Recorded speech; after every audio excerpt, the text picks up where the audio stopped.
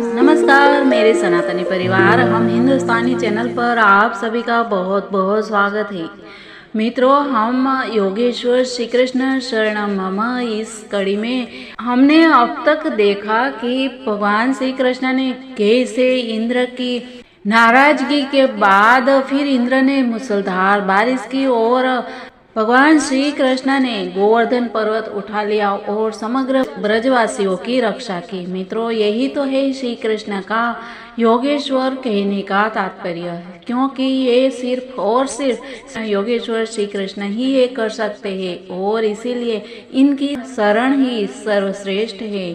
तो इसके लिए मित्रों, हम सब इनकी शरण में रहे। आज और कुछ बात हम जानने वाले हैं जिससे हमारे ज्ञान में बढ़ोतरी हो, क्योंकि हम एक भूले भटके पामर मनुष्य है और हमसे बहुत सारी गलतियां हो जाती है जाने अनजाने में। तो ऐसे ही अनजाने में जो भी गलतियां होती है उसको हम अपने शास्त्रों के माध्यम से जान सकते हैं, समझ सकते हैं। तो इसके लिए मित्रों, आप इस चैनल पर नए हैं तो हम हिंदुस्तानी चैनल को सब्सक्राइब कर लीजिए, साथ ही बाजू वाले बेल आइकन को प्रेस कर दीजिए ताकि आपको आने वाले वीडियो की नोटिफिकेशन तुरंत मिल पाए। और साथ ही वीडियो पसंद आता है तो लाइक और शेयर भी कर दीजिएगा। मित्रों, आज हम जानने वाले हैं आगे। गोवर्धन उत्सव प्रतिपदा के दिन संपन्न हुआ। तत्पश्चात 7 दिनों तक इंद्र द्वारा मूसलाधार वर्षा तथा ओलावृष्टि होती रही। शुक्ल पक्ष की नवमी बीत जाने पर 10वीं को इंद्र ने श्री कृष्ण की पूजा की और सारा मामला संतोष पूर्वक संपन्न हो गया। जब श्री कृष्ण ने उनकी सत्ता को चुनौती दी तो इंद्र क्रुद्ध हो गया, क्योंकि वह सोचता था कि इस ब्रह्मांड का सर्वेसर्वा मैं ही हूँ और मेरे समान कोई भी बलशाली नहीं है। किंतु इस घटना के बाद उसका झूठा अहंकार नष्ट हो गया। अतः अपनी अधीन अवस्था समझकर वह हाथ जोड़कर श्री कृष्ण के समक्ष प्रकट हुआ और फिर उसने स्तुति की और भगवान श्री कृष्ण को अपनी भूल के लिए श्री कृष्ण से प्रार्थना की, श्री कृष्ण की स्तुति की। मित्रों, ये स्तुति भी श्रीमद् भागवत में है और बहुत ही सुंदर है। फिर आगे इसके बाद एकादशी आई। महाराज नंद ने दिन भर एकादशी व्रत रखा और अगले दिन द्वादशी को बहुत प्रातः ही वे यमुना नदी में स्नान करने गए। वे नदी के गहरे जल में घुस गए, जहाँ वरुण देव के एक दास ने उन्हें तुरंत बंदी बना लिया। वह दास उन्हें लेकर वरुण के पास पहुंचा और उन पर गलत समय में नदी में स्नान करने का आरोप लगाया। ज्योतिष गणना के अनुसार जिस समय नंद ने जल में प्रवेश किया था वह आसुरी समय था। बात यह थी कि नंद महाराज सूर्योदय के पूर्व स्नान कर लेना चाहते थे, किंतु वे न जाने कैसे कुछ जल्द ही चले गए, जिससे अशुभ समय में स्नान हुआ। अतः वे बंदी बना लिए गए। जब वरुण का दास नंद महाराज को पकड़कर लेकर चला गया तो उनके साथी चिल्ला चिल्ला कर कृष्ण बलराम को पुकारने लगे। श्री कृष्ण तथा बलराम तुरंत समझ गए कि नंद महाराज वरुण के दास द्वारा ले जाए गए हैं। अतः वे वरुण के धाम पहुँचे, जो श्री भगवान के भक्त है और श्री भगवान ही जिनके आश्रय है। श्री कृष्ण उन वृंदावन वासियों की रक्षा प्रदान करने के लिए दृढ़ संकल्प थे, जो बच्चों की तरह रक्षा के लिए श्री कृष्ण को पुकारते हैं। ठीक उसी प्रकार जैसे बच्चे माता पिता द्वारा रक्षा किए जाने के अतिरिक्त और कुछ नहीं जानते। वरुण देव ने श्री कृष्ण तथा बलराम का स्वागत करते हुए कहा कि हे भगवान, आपकी उपस्थिति से मेरा वरुण देवता का जीवन इसी क्षण सफल हो गया है।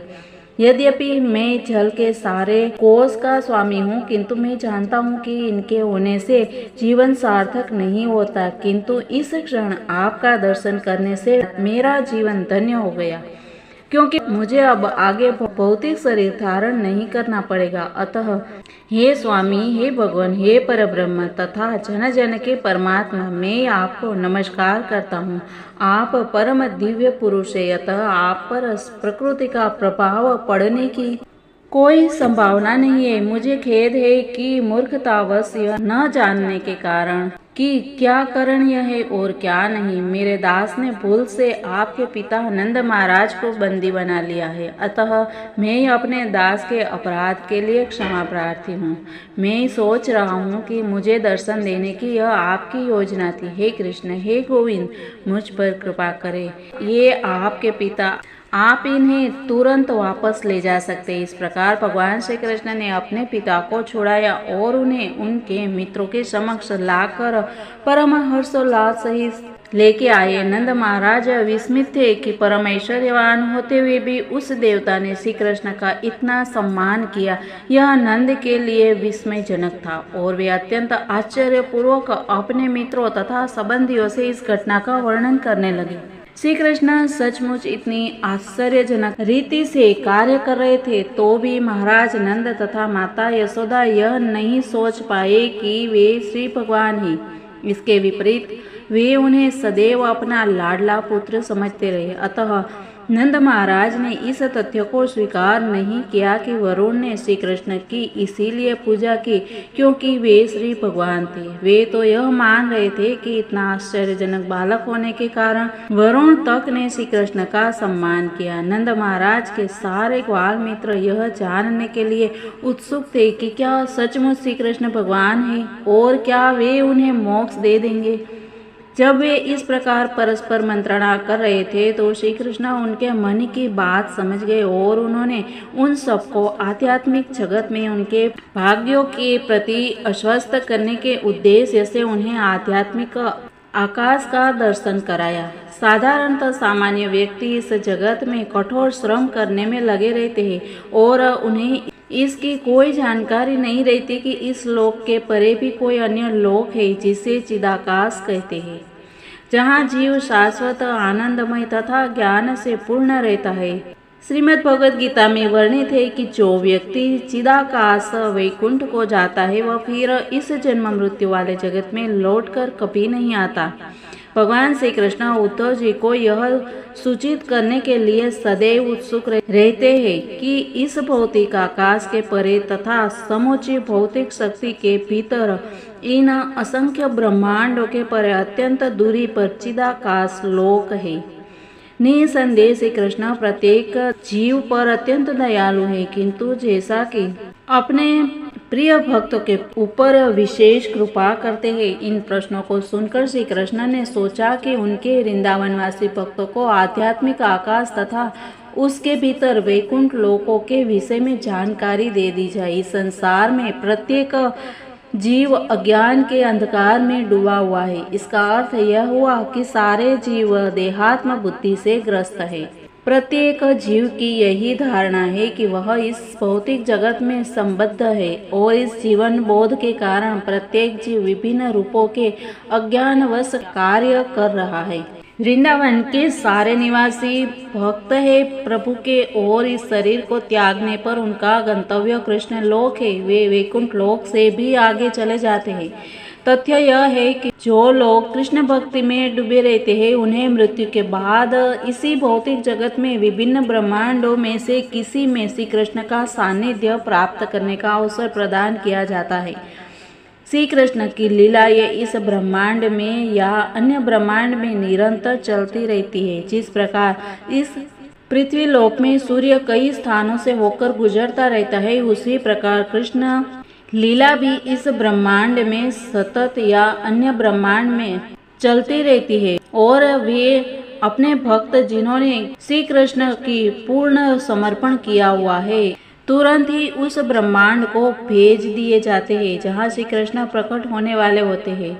उस ब्रह्मांड में भक्तों को श्री कृष्ण के सानिध्य का प्रथम प्रत्यक्ष अवसर प्राप्त होता है। यह अभ्यास चलता रहता है जैसा कि इस लोक में हम श्री कृष्ण की वृंदावन लीला में देखते हैं। इसीलिए श्री कृष्ण ने वैकुंठ लोक की सही सही जानकारी उद्घाटित कर दी, जिससे वृंदावनवासी अपने अपने गंतव्य को समझ सके। इस प्रकार श्री कृष्ण ने उन्हें नित्य विद्यमान आध्यात्मिक जगत का दर्शन कराया जो असीम है और ज्ञान से पूर्ण है। इस भौतिक जगत में स्वरूपों की विभिन्न श्रेणियां हैं और इन्हीं श्रेणियों के अनुपात में उनमें ज्ञान प्रकट होता है।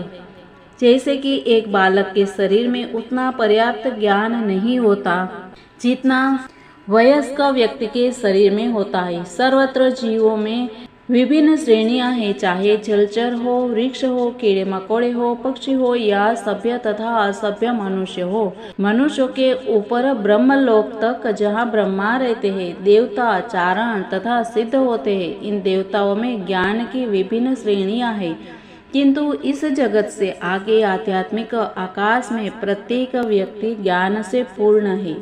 सारे जीव वैकुंठ लोक में या कृष्ण लोक में श्री भगवान की भक्ति में लगे रहते हैं। पूर्ण ज्ञान का अर्थ है श्री कृष्ण को श्री भगवान के रूप में जानना। ब्रह्म ज्योति में धूप, चांदनी या बिजली की आवश्यकता नहीं रहती। वहाँ सारे लोग स्वतः आलोकित है और वे सभी शाश्वत रूप से स्थित है। ब्रह्म ज्योति में न तो उत्पत्ति का और न ही संहार का कोई प्रश्न उठता है। श्रीमद् भगवद गीता से भी इसकी पुष्टि होती है कि भौतिक आकाश से आगे एक अन्य नित्य आध्यात्मिक आकाश होता है, जहाँ हर प्रत्येक वस्तु शाश्वत रूप से विद्यमान रहती है। आध्यात्मिक आकाश की जानकारी केवल ऋषि तथा साधु पुरुषों को ही मिलती है, जो भक्ति में रहने के कारण त्रिगुणातीत होते हैं। आध्यात्मिक दिव्य पद पर स्थित हुए बिना आध्यात्मिक प्रकृति को समझ पाना संभव नहीं है। अतः यह संस्तुति की जाती है कि मनुष्य भक्ति योग को ग्रहण करे और 24 घंटे भगवान श्री कृष्ण की भक्ति में डूबा रहे, जिससे वह त्रिगुणातीत हो जाए। कृष्ण भक्ति होने पर वह चिदाकाश तथा वैकुंठ लोक की प्रकृति को समझ सकता है।